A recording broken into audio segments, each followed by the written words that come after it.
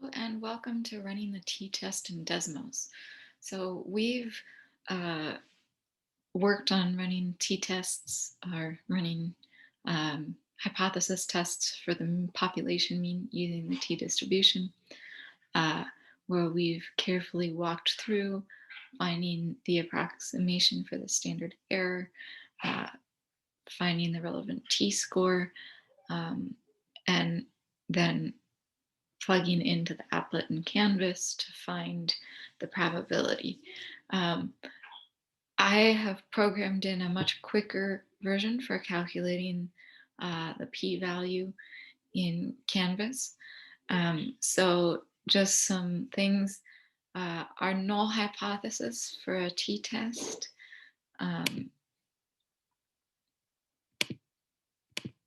If we have, say, our null hypothesis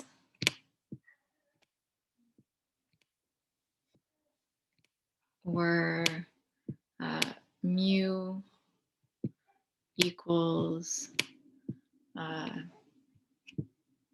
don't know, let's go with the null hypothesis of mu equals 28.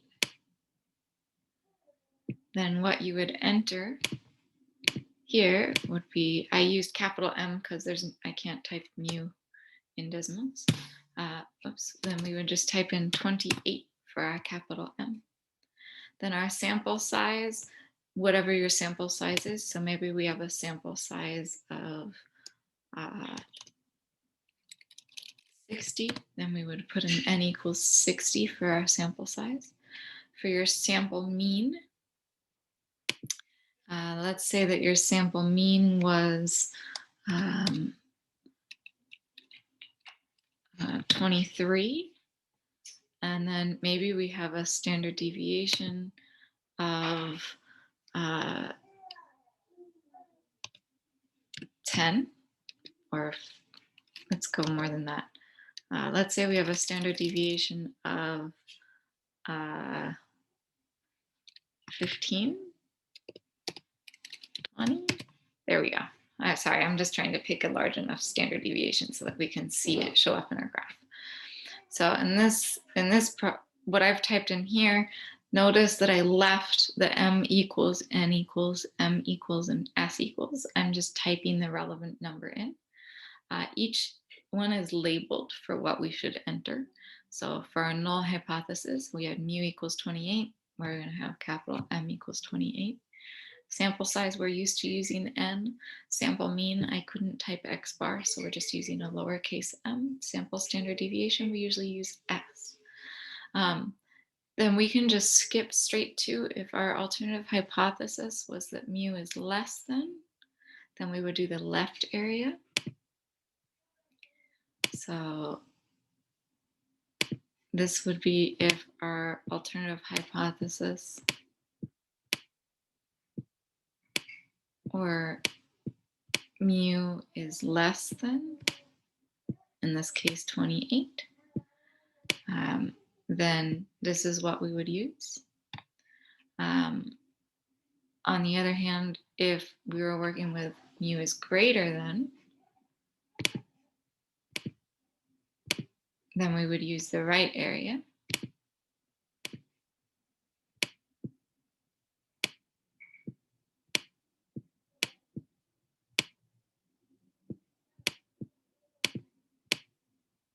So you have to pay attention to which alternative hypothesis we're working with, and then you can use whichever one is relevant. So depending on which one we're supposed to use, for the left area, we have a p-value of 0.0288. So this is our p-value if we're looking at an alternative hypothesis less than. And then this here is also a p-value.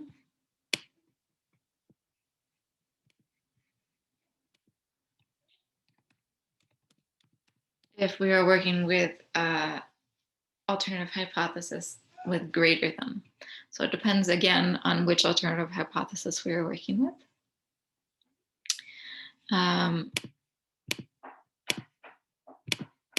Other than that,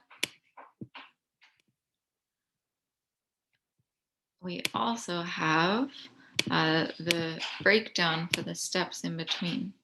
So when we do our t-test calculations, we need to know the degrees of freedom, which is just n minus 1. It did that for us. We need to know standard error. We're doing the approximation for standard error here. I used capital S for standard error, and that's sample standard deviation divided by the square root of the sample size. So that's already done for us. And then our t-score calculation, we do the sample mean minus the population mean divided by the standard error. That calculation is all done for us. So we usually have to sort of walk through these steps by hand. Desmos is just doing all of these in the background for us. So you really just need to enter in the original information, and Desmos will just jump straight to the p-value for you. So feel free to play around with this and use it in your lab instead of having to walk through the steps individually.